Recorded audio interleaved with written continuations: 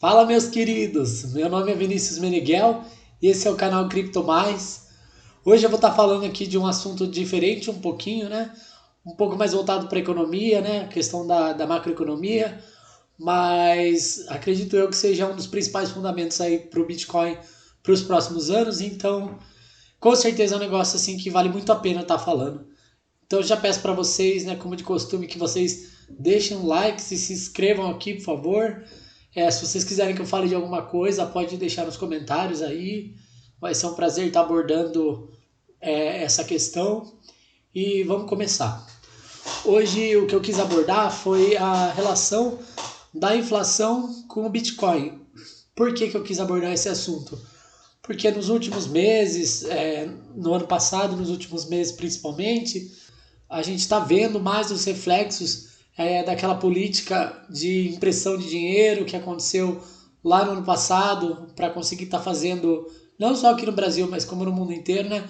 Tá fazendo o resgate, vamos dizer assim, da população que estava em estado de necessidade, muita gente que perdeu emprego, desempregada, que foi aquela questão de oferecer auxílios, auxílio emergencial, a ajuda do governo, subsídio, esse tipo de coisa, para realmente conseguir socorrer aquelas pessoas que no curto prazo ali, que de um dia para o outro estavam passando necessidade, não tinham nem o que comer, eles precisaram, né, ter tomado uma medida meio rápida e teriam três maneiras de financiar isso, né, que é o de praxe, né, em termos de arrecadação que se fala no mundo da economia, né? Que seria a instituição de algum imposto, que já não é muito um meio que é legal estar adotando em termos de popularidade pro governante, pro político. Então, principalmente no momento de pandemia, não seria legal ir por esse meio. A questão de se endividar, né? De vender títulos de dívida para outras pessoas, outros países e conseguir usar esse dinheiro para se financiar. No caso em questão, né, para poder distribuir esse dinheiro para as pessoas aí que estavam necessitadas, que estavam sem os seus empregos e imprimir papel, que é a maneira mais fácil, né, que muitos países fizeram e com certeza isso a gente já está vendo brutalmente na inflação. Aqui eu abri no site do IBGE e dá para ver que o IPCA acumulado dos últimos 12 meses está em 10% dos dados de setembro, né? O IGPM aqui também, ó. Esse ano de 2021 ele mal terminou. Já estamos na casa dos 16,7, ó. Tá praticamente chegando nos 23% aí que teve ano passado, que foi o boom do Covid. Repara que em 2019, antes de pandemia, em cenário normal, vamos dizer assim, estava na casa dos 7, foi para 23, praticamente triplicou, né? É um indício de um cenário caótico. Nos Estados Unidos também, que tem uma reputação de ter um mercado mais estável, de ter uma moeda mais forte, de ter a inflação controlada, a gente já consegue reparar aqui, ó, que nos últimos meses ela veio subindo demais, ó. E aqui no gráfico, eu vou botar 25 anos, porque aí a gente consegue ter uma comparação com a crise de 2008, né? Então 2010 aqui chegou na mínima, né, no período, mas mais ou menos aqui, vamos botar, que deve ter sido na região lá do ano de 2008. Repara como que estava no topo a questão da inflação. Foi quando estourou tudo aquilo lá, aconteceu o que aconteceu na Bolsa Americana, aquele período de correção fortíssima, muitas ações caindo demais, muita gente perdendo muito dinheiro, falindo. E a gente aqui, no momento que a gente está agora, estamos praticamente nesse patamar. E é por isso que a taxa Selic está subindo tanto de uma hora para outra. O intuito é realmente frear essa inflação que está extremamente descontrolada, desgovernada. E nesse sentido que entra a questão do ouro, que por muitos e muitos anos, aqui a gente tem um gráfico histórico desde 1900, né? Ele vem sendo considerado o principal ativo para se proteger da inflação, né? O ouro, né, como já é um ativo com bastante confiabilidade, que também, apesar de ser, na verdade, mais uma reserva de capital e proteção de capital, também teve seu valor se valorizando muito ao longo dos anos. Foi uma estratégia e continua sendo uma boa estratégia para você se proteger da perda de valor do capital, né?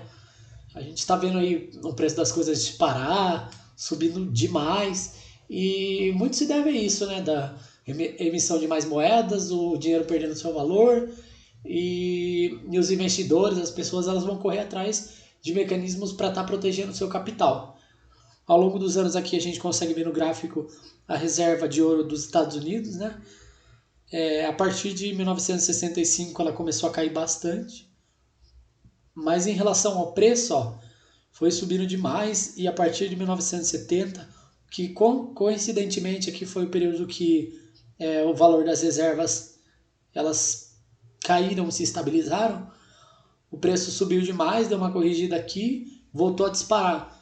Então realmente, quem tinha comprado em ouro, vamos botar lá, na década de 60, para proteger o dinheiro da flutuação do câmbio e tudo mais, só de estar com o valor em ouro já ganhou muito, muito dinheiro, né? Se protegeu demais, né, da questão da inflação.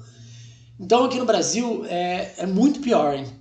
Se lá nos Estados Unidos já era uma boa colocar parte do capital como reserva e proteção cambial, proteção contra a inflação, imagina aqui. Tem um gráfico aqui que eu quis colocar do comparativo entre real e dólar, né? Cotação do dólar em reais brasileiros. Repara que aqui, ó, lá para o ano 2000, no começo do plano real e tudo mais, comecinho lá, ela até caiu bastante.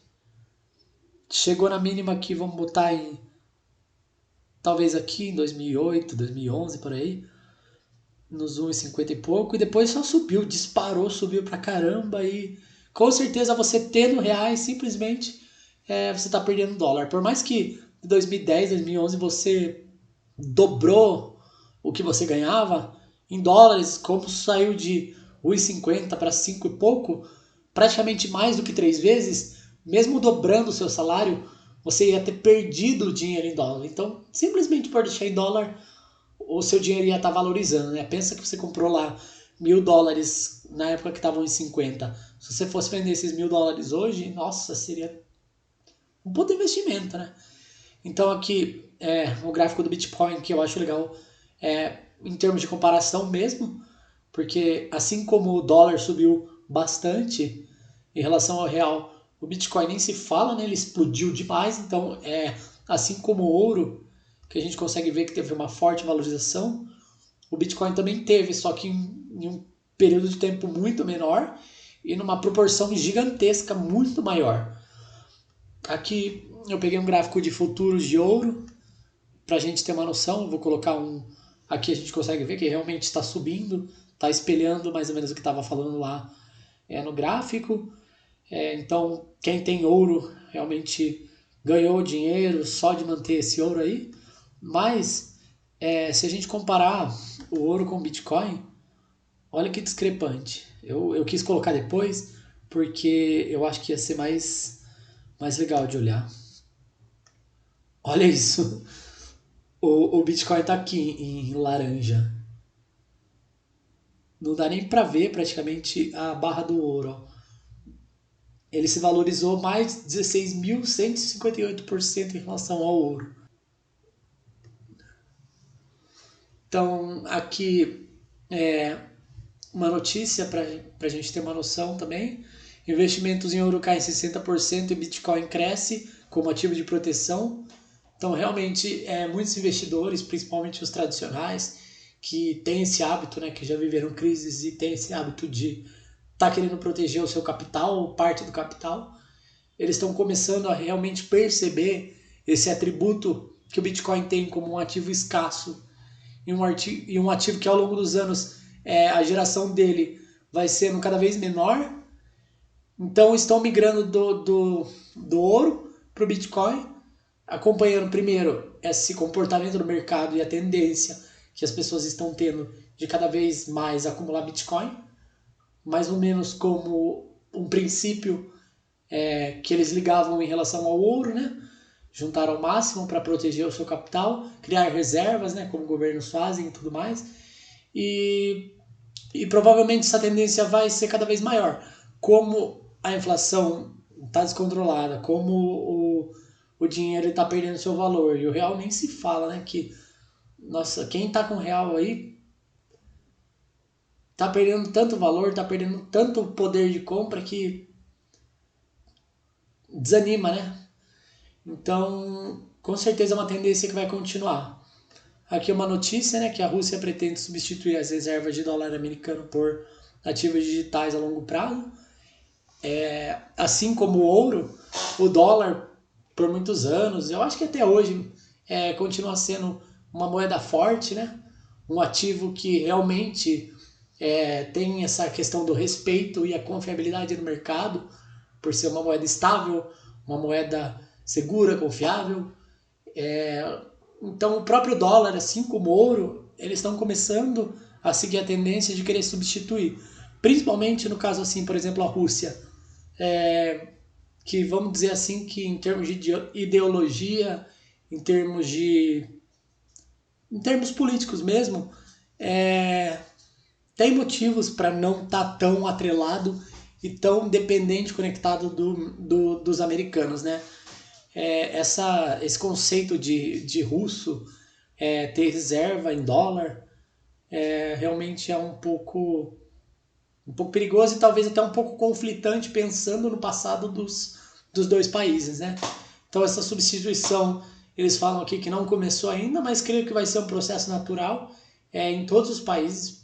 A gente já vê isso em vários exemplos aí de países que estão fazendo já. E provavelmente vai ser um dos fatores também que vai fazer com que, primeiro, diminua a oferta de mercado, né? Então, conforme essas pessoas forem comprando para reserva, vai ter uma disponibilidade ainda menor, porque quem compra para reserva, para proteção de capital, vai comprar e deixar guardado lá. Esses bitcoins eles vão sair de circulação. E seguindo a tendência, né, da projeção de até 2150, as produções do Bitcoin zerar, né? O tanto que ele é minerado ele vai zerar. Está caindo a metade a cada 4 anos, vai chegar em 2050, vai parar totalmente. Então, juntando esse ponto de não produzir mais bitcoins, o que vai ter um resultado até deflacionário ao longo do tempo, porque o tanto que eles vão produzir, minerar de bitcoins vai ser menor do que vai ter de demanda de mercado. Somado com essa questão de estocar para reservas, vai fazer com que o preço dispare, vai subir muito mais. Então isso é só o começo, com certeza é a tendência. E se você tem dinheiro em dólar, em real, se você tem dinheiro em real e está vendo a desvalorização cada vez maior do seu dinheiro aí, principalmente nos últimos anos, talvez seja uma boa trocar parte dele para Bitcoin, porque pelo menos você já está protegido e com um ativo confiável que vai ter cada vez maior demanda e maior disputa, maior procura e menos disponibilidade, né? Então é isso. Agradeço a vocês que viram o vídeo até aqui. Se vocês gostaram, por favor, se inscrevam, deixe o like aí. Muito obrigado. É nóis.